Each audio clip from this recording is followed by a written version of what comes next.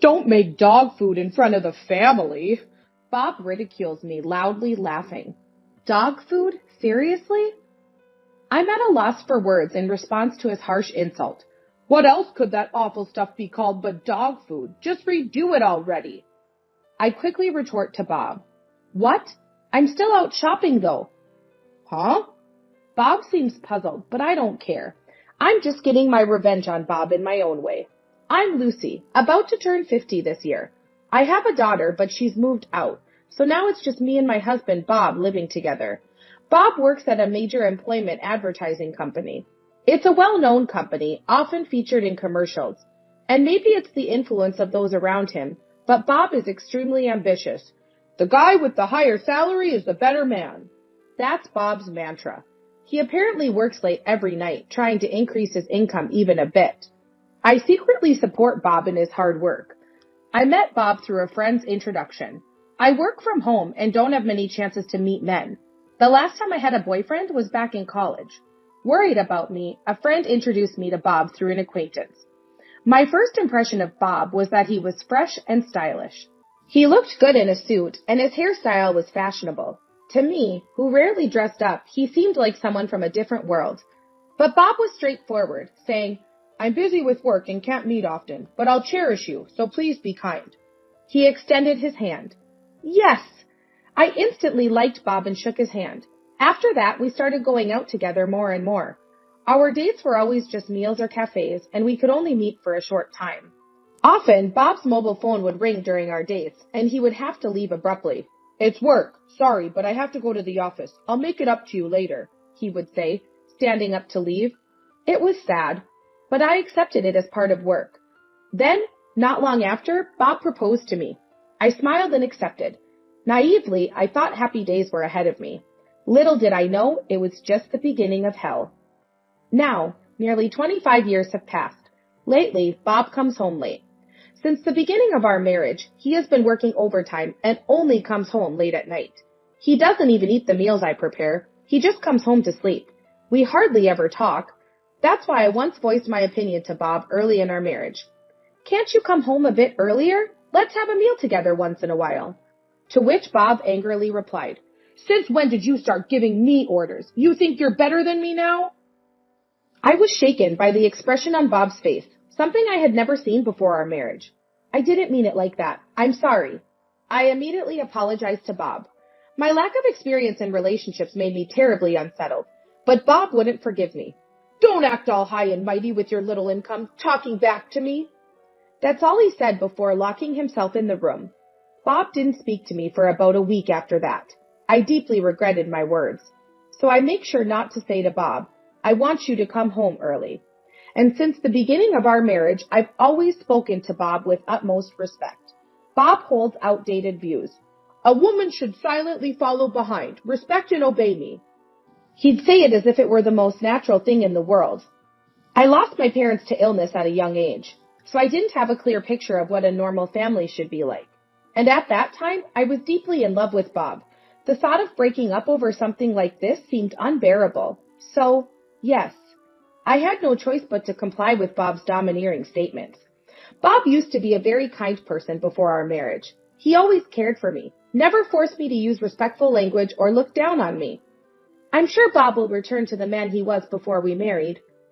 That hope was all I clung to, day by day.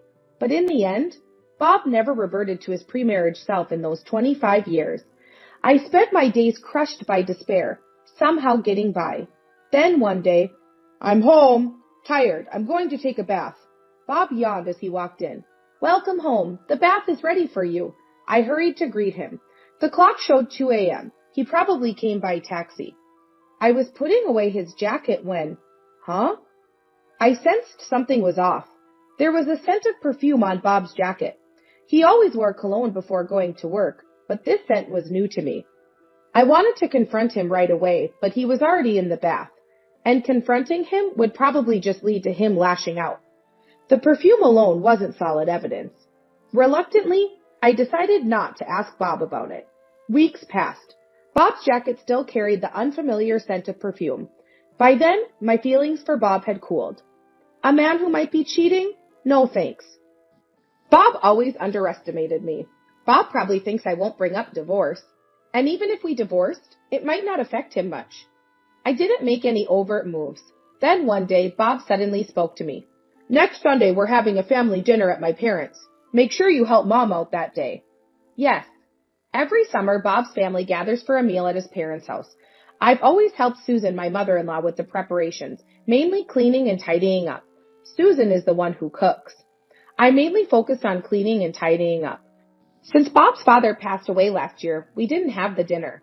Thinking about all this, Bob seemed excited. Kate will be back too, after a long time.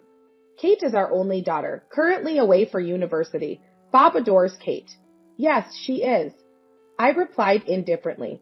And so, the day of the family dinner with the relatives arrived. I had been busy preparing at my in-laws' house since morning, meticulously cleaning the living room, which was to be the venue. Susan was polishing a bookshelf. I threw my back out the other day. It's terrible to have you do all this, Lucy, she said. Susan is delicate in appearance and incredibly kind to me, a stark contrast to Bob. In the midst of this, Bob arrived at his parents' house. Lucy, are you properly helping Mom? She has a bad back, so make sure you take care of the relatives too. Bob said this loudly, laughing. Bob! Susan scolded him, but he didn't listen at all. Shut up. I just wish Kate would arrive already. Bob then went off to his old room, probably planning to relax there until the event started. Then, we're out of alcohol. Could you go buy some? Susan said. Yes, I'll go now. I hurried off to the supermarket. While buying a large amount of alcohol, my mobile phone rang. It was Bob calling. I sighed in frustration but couldn't ignore the call. Hello? I answered the phone reluctantly. Bob seemed to be in the living room already, the call noisy. Relatives must have started arriving at the in-laws. Then, unbelievably, Bob said over the phone, Don't make dog food in front of the relatives. Bob ridiculed me loudly, laughing. Huh? I was puzzled by Bob's words. I threw all the dinner out into the yard. He was so loud. Due to Bob's shouting, a relative said, Bob, that's too rude to Lucy, isn't it? The food looked delicious, and throwing it in the yard? What a waste. Defending me. Dog food? Seriously? I was at a loss for words in response to his harsh insult. Bob didn't care how I or anyone else felt. What else could that awful stuff be called but dog food? Just redo it already. Bob taunted me with a loud laugh. I quickly retorted to Bob. What? I'm still out shopping though. I couldn't possibly serve dinner at this moment. Huh? Bob sounded confused. I'm at the supermarket right now, and it's a 40-minute drive from here. How could I possibly make dinner? I argued back, but Bob was unconvinced. Then who made this meal? It's still warm and obviously freshly made. Mom said she didn't make it, so it must be you. Bob was puzzled, but I didn't care. Anyway, I'll head back there now. We can talk then. I ended the call with Bob. Whatever hell Bob was about to face, it didn't matter to me. He'll probably regret it a lot. But that's fine. I was just getting my revenge on Bob in my own way. I'm back with the purchases. I returned to my in-laws' house with bags of alcohol from the supermarket. Lucy, sorry for the trouble. Susan spoke hesitantly to me, probably having heard Bob's earlier rude remarks. She seemed a bit uncomfortable. Just as I was responding to Susan, Bob rushed to the entrance. Seeing me, he started yelling, Lucy, cut it out! Making such unappetizing food and then denying it? Your cooking isn't fit for humans anyway. Bob, how can you say such rude things to Lucy? Susan scolded Bob, but he didn't listen. Mom, you should teach Lucy how to be a proper wife, Bob said boldly, his face brimming with confidence, as if he couldn't possibly be wrong. It's amazing how he can insult people like this. I sighed heavily at Bob's nastiness. What? Bob seemed irritated by my sigh, glaring at me intensely. No need to show mercy to someone who looks down on others like this. I was determined to thoroughly put Bob in his place, so I said with a smile, Actually, I didn't make today's meal. Shall I call the person who did? Huh? Bob looked puzzled. You can come out now, I called to the person hiding in another room. As they appeared, Bob's face went pale. Trembling. Dad, sorry for making dog food, said Kate, Bob's beloved daughter. No, that's a misunderstanding.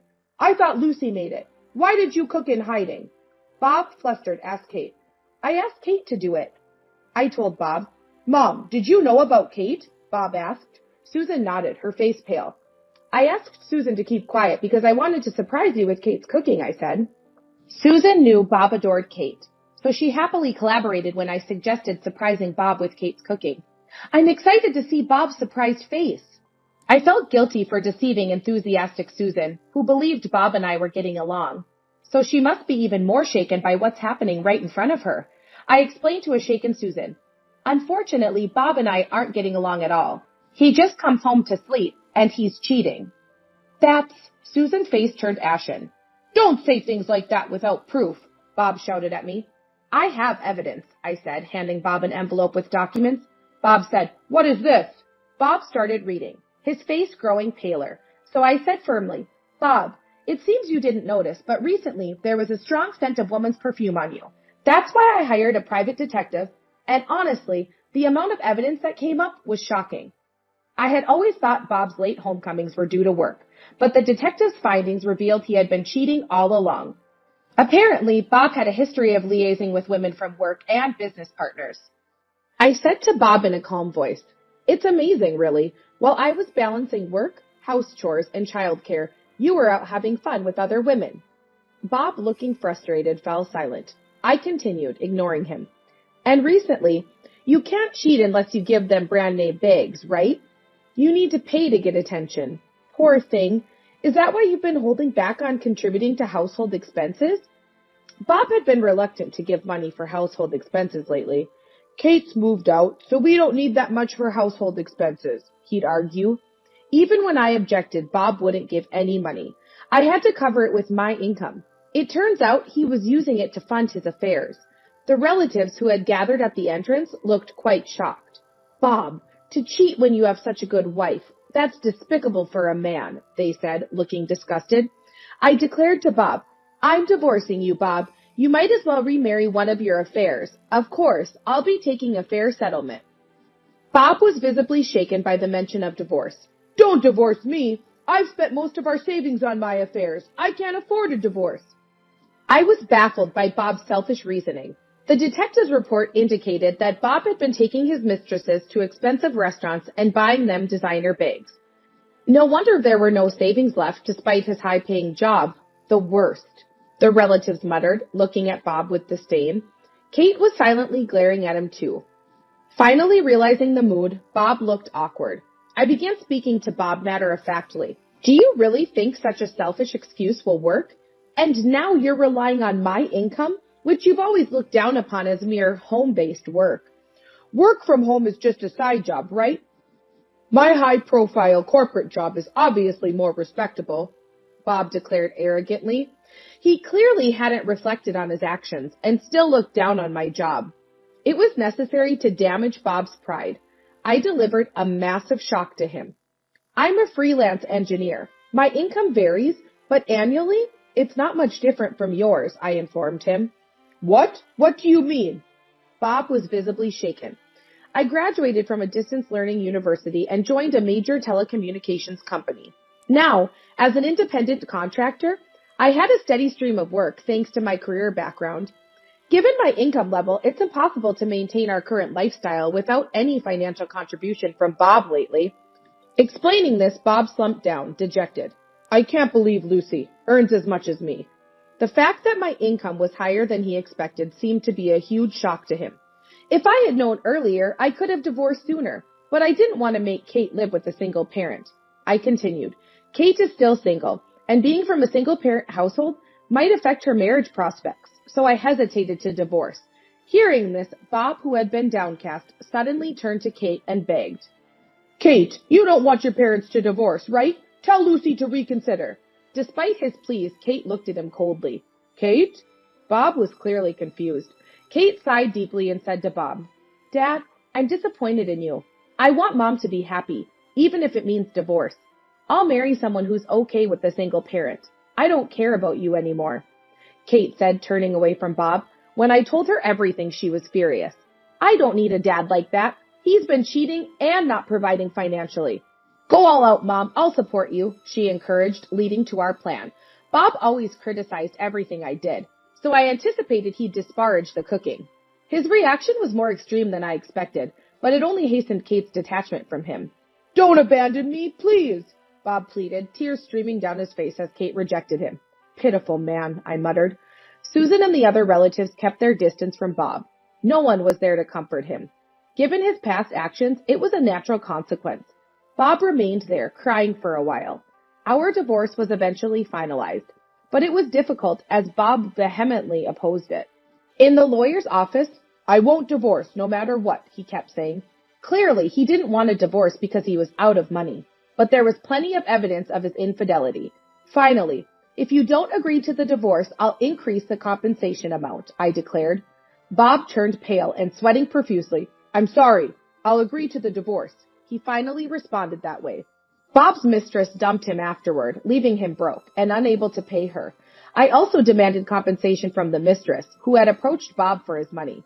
Now a penniless middle-aged man, Bob no longer interested her. And so, Bob ended up alone, living a very lonely life. Bob tried to contact Kate. I can't see someone who cheats as a father, and blocked his calls. This sentiment spread among Bob's family, too. After exposing Bob's infidelity in front of Susan and the relatives, it seems everyone has distanced themselves from him. Bob, through his lawyer and in tears, apologized. I'm truly sorry. I'm so lonely now, with no one around me. Please, can we start over?